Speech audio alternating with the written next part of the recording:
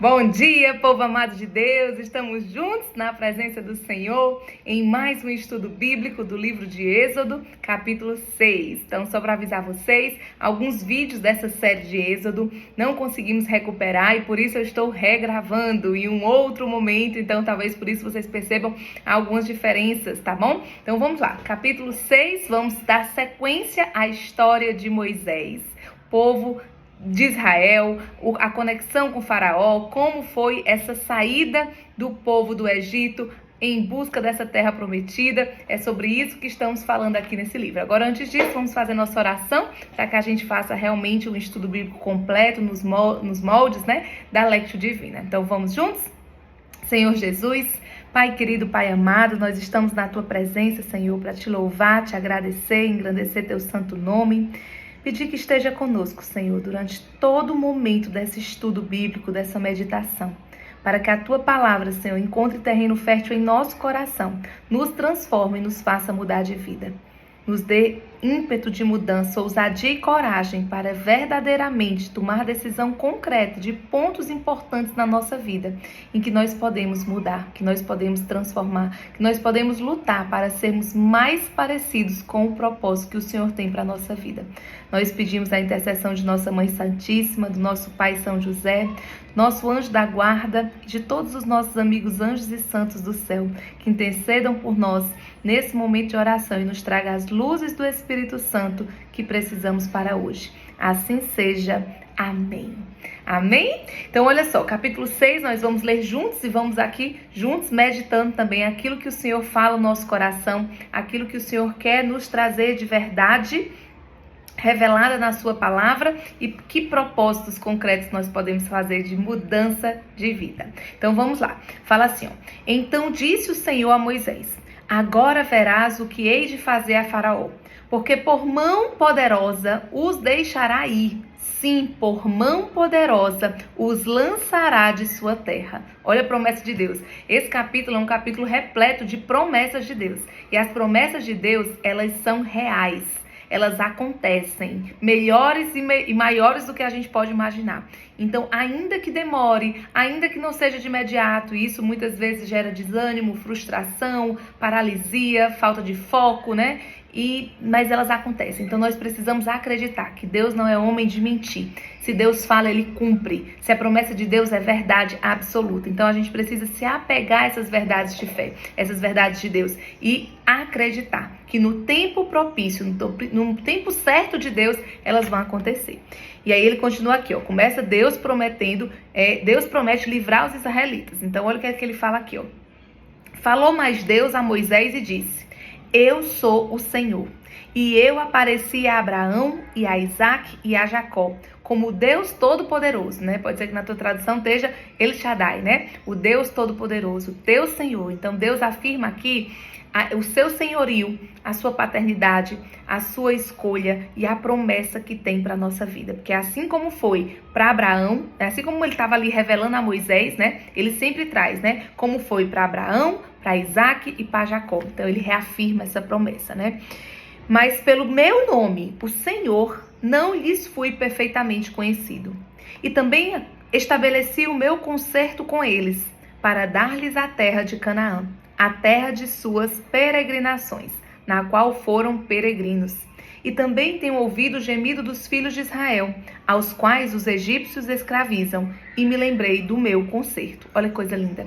O nosso choro, o nosso lamento, o nosso sofrimento, as nossas súplicas, os nossos pedidos, as nossas inquietações, as nossas dores, nada disso passa despercebido para Deus. Tudo isso chega aos céus. Então, nós precisamos rezar com fé. Nós precisamos realmente, nossas lutas, viver com Jesus. Desabafar com Deus, contar para Ele aquilo que nos maltrata, nos faz sofrer, todas as nossas dores.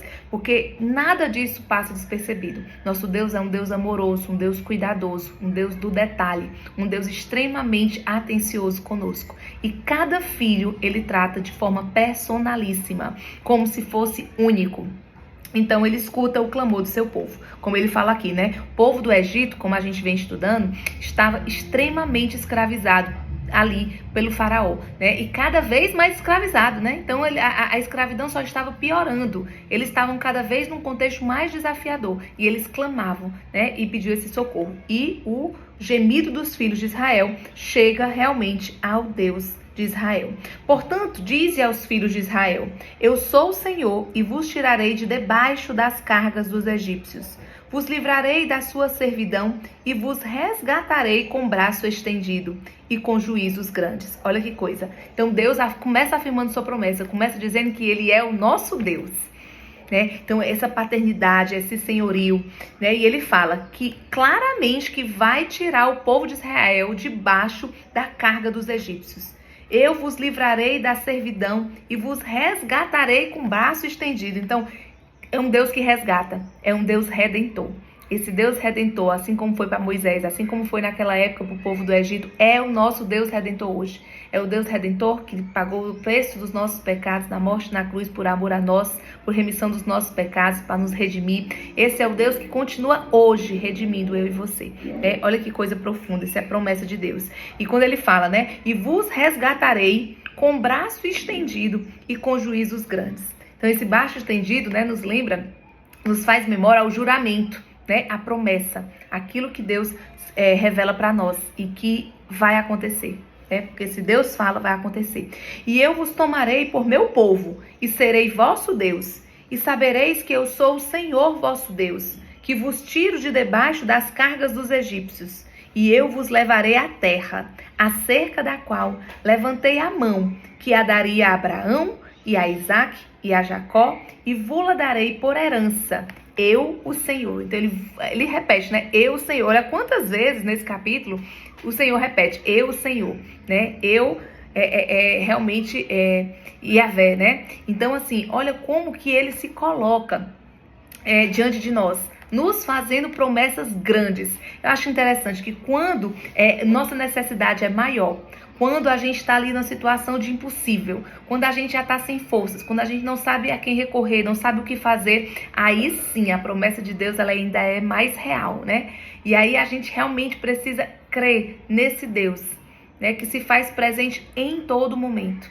E a promessa de Deus para nós é real, assim como foi o povo de Israel naquela época, né? Então, desse modo falou Moisés aos filhos de Israel, mas eles não ouviram a Moisés, por causa da ânsia do espírito da dura servidão. Olha que coisa. Então, assim como o Senhor falou para Moisés, ele replicou para o povo de Israel. Só que o povo estava com o coração endurecido, sabe? Estava com o espírito agitado. Sabe quando você está ansioso? Quando você está perturbado por preocupações, por ansiedades? Quando você está focado no problema? Quando você está sem forças? Quando você está desacreditado, desanimado? Isso pode acontecer com qualquer um de nós. Mas a gente não pode deixar que as circunstâncias da vida nos roube o que nós temos de bem mais precioso, que é uma virtude infusa que Deus deu a nós quando nos tornamos cristãos pelo poder do nosso batismo, que é a virtude da esperança. Esperar em Deus, acreditar na promessa, não se desconectar dela. Então, o povo de Israel estava desanimado, o coração endurecido, o espírito abatido, e por isso eles não podiam ouvir Moisés. Sabe, eles estavam desacreditados. Que conversa é essa? Como o Senhor vai nos ouvir? Quantas promessas? A gente está só piorando a situação. A escravidão que já era ruim agora está pior, né? Colocaram ainda mais trabalho, mais dificuldade. Então o povo estava ali naquela desilusão, né? Naquela desesperança. E Moisés se via, né? Sem saber o que fazer. Eu passo o recado do Senhor para o povo de Israel, o povo não acredita. Como é que eu vou falar isso para Faraó? Porque olha o que acontece em seguida.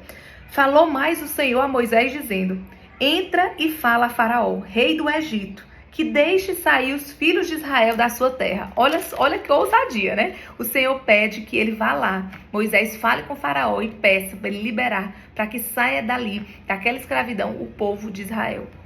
E Moisés, porém, falou perante o Senhor, dizendo: eis que os filhos de Israel não me têm ouvido. Como, pois, me ouvirá o Faraó? Moisés entendia. Quantas coisas na nossa vida, gente, não faz sentido. Quantos pedidos do Senhor não faz sentido naquele momento, porque a gente, na nossa limitação, na nossa humanidade, a gente não consegue muitas vezes compreender a profundidade do pedido do Senhor, né, de atender aquilo que nos orienta o nosso Deus, né? Então, às vezes, a gente não quer cumprir porque a gente está esperando entender, fazer sentido para a gente cumprir aquilo que é a orientação de Deus. Só que nisso a gente acaba pecando, errando, nos distraindo. Por quê? Porque tem coisa que a gente não vai entender nunca. Porque tem coisa que é além da nossa capacidade humana, natural, né, intelectiva, de compreensão. Não vai entender, né? Então, Moisés simplesmente questionou o Senhor, né? Como assim? Nem o povo de Israel, os teus filhos, Senhor, não estão me ouvindo, não estão acreditando. Como que eu vou dizer isso para Faraó? Também eu sou incircunciso de lábios. Aí começa a insegurança de Moisés, né, gente? Aquela ladainha que a gente vem ouvindo capítulo por capítulo. Então, Moisés tem a sua humanidade. Moisés se sente limitado. Moisés não se sente capaz de falar. Ele não sente que ele tem esse dom da oratória, essa capacidade, né? Ele se chama aqui, né, incircunciso de lábios, né? Diz que o lábio é travado, que não consegue falar, tanto que o Senhor já colocou Arão para ajudar Moisés, né? Então já foi ali a força que ele precisava. Tão importante a gente ter com quem contar, né? Tão importante a gente ter alguém que tenha dons diferentes dos nossos, complementar os nossos, para que a gente não ande sozinho, né? O Senhor sempre nos fala, não ande sozinho, né? Ande de dois, pelo menos, né? Onde um vai apoiar o outro, onde um vai levantar quando o outro estiver sem forças, onde um vai cuidar do outro no serviço do Senhor. Então isso aqui já foi algo muito precioso e muito importante, né? Aí segue aqui no versículo 13. Todavia, o Senhor falou a Moisés e a Arão e deu-lhes mandamento para os filhos de Israel e para Faraó, rei do Egito, para que tirassem os filhos de Israel da terra do Egito. Então olha que coisa interessante, né? Então fecha aqui o Senhor falando a Moisés e a Arão, né? Porque os dois estavam ali juntos na mesma missão. Deu-lhes o mandamento para os filhos de Israel e para Faraó, o rei do Egito, para que tirassem os filhos de Israel da terra do Egito. Então isso é promessa, sabe? Às vezes, gente, do tempo da promessa até o tempo do cumprimento da promessa pode demorar. E isso pode ser difícil administrar. Às vezes a gente se desconecta, às vezes a gente se desanima, às vezes a gente começa a desconfiar, né? É difícil. Olha o tanto que Moisés, né, sofreu aqui, né? Então, às vezes, até ele se via ali naquela situação desafiadora. Imagina levar isso para o povo de Israel. Imagina levar isso para o faraó, né? E aí, na segunda parte desse capítulo, essa história é super interessante, né? São 40 capítulos do livro de Êxodo, então a gente está apenas começando, né? Muita coisa ainda vai acontecer.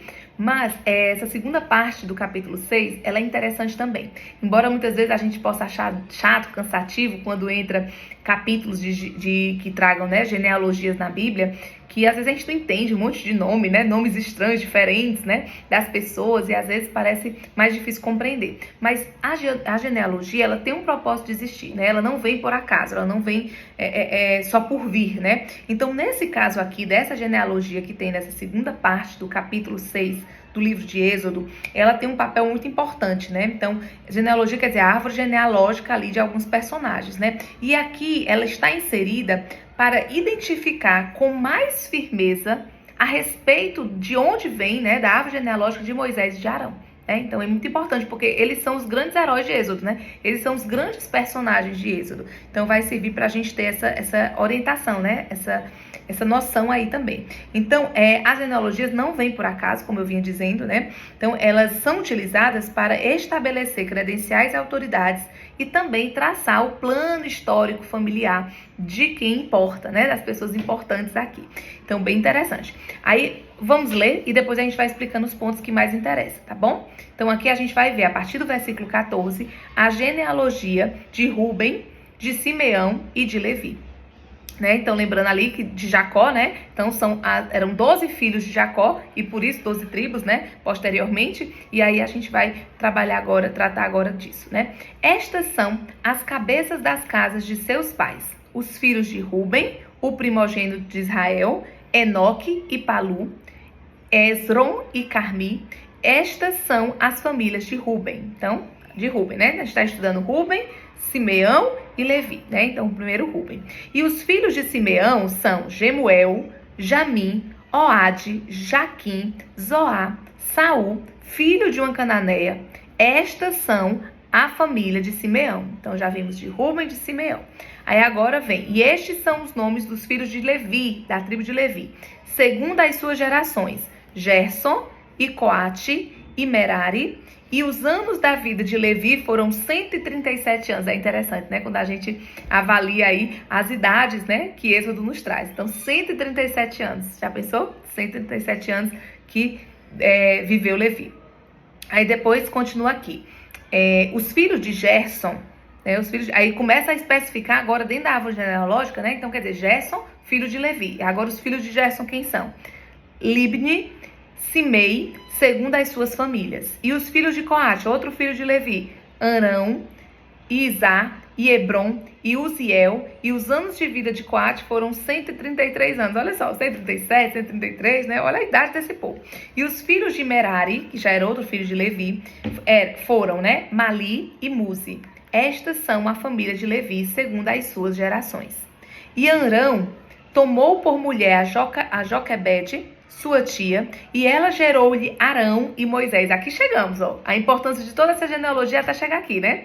Então, foi aqui que surgiu Arão e Moisés, né? Então, Arão, né? Não é Arão, é Arão, tomou por mulher Joquebede, sua tia, e ela gerou-lhe Arão e a Moisés. E os anos da vida de Arão foram 137 anos. E os filhos de Isá, Corá, Nefeg, Zicri, e os filhos de Uziel, Misael, Elsafã e Zitri. E Arão tomou por mulher a Eliseba, filha de Aminabade, irmã de Naasson, e ela gerou a Nadab e Abiú, e Eleazar e Itamar. E os filhos de Corá foram Assi, Elcana e Abisaf. Estas são a família dos coraitas. Eleazar, filho de Arão, tomou para si por mulher uma das filhas de Putiel, e ela gerou-lhe a Finéias. Estas são as cabeças dos pais dos levitas, segundo as suas famílias. Estes são, então, Arão e Moisés, aos quais o Senhor disse: tirai os filhos de Israel da terra do Egito, segundo os seus exércitos. Estes são os que falaram a Faraó, rei do Egito, para que tirassem do Egito os filhos de Israel. Estes são Moisés e Arão. Então, toda essa genealogia, explicando essas três famílias, né? A família de Ruben, a família de Simeão, a família de Levi. A partir da família de Levi, né? Dentro da árvore genealógica, é que surgiu Arão e Moisés. E isso tudo para chegar nessas duas figuras, porque são os grandes heróis de Jesus, né? São aqueles que foram levantados pelo Senhor para tirar os filhos de Israel da terra do Egito e levar para a terra prometida. Então, esse aqui é bem importante, né? A gente vê isso aqui. Então, isso significava o quê, né? Quando a gente fala tirar os filhos de Israel do Egito segundo os seus exércitos, significava que eles estariam divididos de acordo com as tribos, né? Com seus clãs, com seus grupos familiares, né? Então, tinha muito isso do clã, né? Da família. Então, esse é o capítulo 6. Tudo bem que essa parte final é mais para contextualizar mesmo a importância e a genealogia de Arão e de Moisés. Tem um papel importante, né? A história segue no capítulo 7 e eu vou aguardar você no próximo vídeo, onde nós vamos falar mais profundamente no segmento dessa história. Vamos fazer nossa oração, pedir a Deus que nos oriente, que nos mostre realmente onde Ele pode trabalhar em nós, para que hoje essa palavra floresça no nosso coração, né? E nos dê ímpeto de mudança. Então, antes de fazer a nossa oração, vamos só trazer aqui à consciência pontos de meditação que nós podemos rezar em cima deles, né? Então, uma coisa importante para a gente ver aqui. Primeiro, que Deus é um Deus de promessa. Deus não é um Deus de mentir. E as promessas de Deus são promessas que se cumprem. Pode ser que demore. Então, nós precisamos primeiro aumentar a nossa confiança, o nosso acreditar, a nossa esperança nas promessas do Senhor. Depois, nós precisamos entender que essas promessas têm o seu tempo certo de acontecer. Então, a espera, ela pode ser longa, ela pode ser desafiante, ela pode ser difícil, mas ela acontece. E toda a espera tem um sentido, tem um propósito, segundo o Senhor, né? A vontade do Senhor na nossa vida. Então, que a gente possa também pedir a Deus que a gente saiba esperar, saiba aguardar no tempo de Deus, com esperança viva, com ânimo, com alegria, com disposição, acreditando que se Deus fala, Deus cumpre. Isso é muito importante, né? E que a gente possa também se colocar aqui, né, em posição, no lugar de Moisés e ver como que é desafiador, como foi desafiador para ele assumir essa missão. E se Deus te chama hoje, te levanta para uma missão que te parece desafiadora, que parece que você não tem competência para cumprir, que parece que você não tem força para levar a cabo, né, levar à frente, e aí, como você agiria? Se hoje o Senhor te chamasse, te entregasse uma missão do tamanho que foi a missão de Moisés, como você agiria? Moisés esteve em situação difícil, mas ele manteve-se fiel à promessa. Então, imagina, Imagina ele liderando o povo de Israel e o povo de Israel fechado, desacreditado, desanimado, coração endurecido. E ali ele ainda assim se esforçando e sendo fiel. Pensa também que para Moisés não foi fácil, ele titubeou. Quantas vezes nós também titubeamos? Em que sentido? Ele se colocou, vamos lá, Senhor, o Senhor está me pedindo tudo isso, mas lembra que eu não sou tão bom, né? Lembra que eu não sou bom de fala, eu sou incircunciso de lábio. Mas o que é que o Senhor diz? Ei, eu te levantei, eu te preparei. Então, às vezes a gente está limitada, a gente não, sabe, a gente não quer continuar, né? Tá com dificuldade ali de continuar. Mas é o Senhor que nos levanta. E quando Ele nos levanta, Ele nos capacita. Inclusive, deixa eu ler aqui o finalzinho, né? Que acaba, como é uma outra parte, né? Eu acabei pulando aqui. Mas o finalzinho do capítulo 6 ainda fala assim, ó. É uma parte onde Deus anima Moisés a falar outra vez com Faraó. Porque para Moisés não estava fácil, né? Deus fala assim, ó. No versículo 28 do capítulo 6. E aconteceu que naquele dia, quando o Senhor falou a Moisés na terra do Egito, falou o Senhor a Moisés dizendo, eu sou o Senhor, dize a Faraó, rei do Egito, tudo quanto eu te digo a ti. Então disse Moisés perante o Senhor, eis que eu sou incircunciso de lábios. Como, pois, me ouvirá Faraó? De novo, gente, no mesmo capítulo, volta de novo, né? Moisés, embora esteja ali, embora esteja assumindo a missão, ainda tem suas fraquezas, as suas limitações humanas, titubeia em algum momento. Então ele volta a falar o mesmo ponto de novo. Sou incircunciso de lábios. Como que eu vou falar? Como que Faraó vai me ouvir? Como que isso vai dar certo? E sabe que tudo isso é uma forma de Deus mostrar para Moisés que quem faz é ele. Sabe? Moisés estava sendo levantado por Deus e chamado a ser instrumento do Senhor. Assim como hoje nós também. Quando Deus nos confiou a missão, quando Deus nos levanta para um projeto, para um propósito, Ele só está nos chamando a fazer parte da sua missão, da sua atuação divina. Porque, na verdade, Deus não precisaria de nenhum de nós, né? Ele quis se fazer, quis precisar de nós, quis se fazer de nós como instrumento. E isso é um presente, isso é uma coisa maravilhosa para nós, né? Porque, no fundo, seríamos realmente, verdadeiramente incapazes de qualquer trabalho e serviço ao Senhor.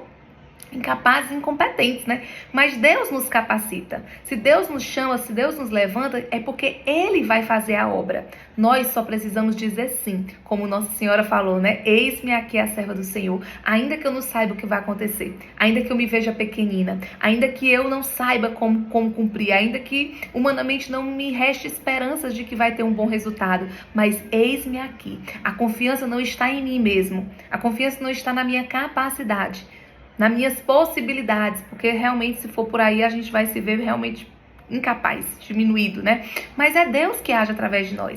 E quando a graça de Deus se apodera de nós e nós nos colocamos vulneráveis, dóceis ao Espírito Santo de Deus, nós permitimos que o Espírito Santo de Deus se apodere de nós e age através de nós, aí a grande graça, o grande milagre, a grande promessa de Deus se cumpre. Se cumpre na nossa vida e na vida daqueles que estão ao nosso redor, beneficiários da promessa. Por quê? Tudo porque nós dizemos sim. Então, tudo que Deus espera de nós é isso, é um sim, é uma confiança viva, é uma fé, porque a obra Ele vai fazer, não depende de nós. Então, sem muitos questionamentos, sem perguntar como, quando, onde, não consigo entender, muita coisa a gente não vai entender mesmo. Mas a fé em Jesus Cristo, né? A esperança viva, vai fazer com que nós atendamos a esse pedido, a esse clamor, a esse chamado de Deus de forma dócil. Vamos rezar? Vamos pedir a Deus que nos ajude a sermos dóceis e realmente nos mantermos fiéis naquilo que Ele nos chama?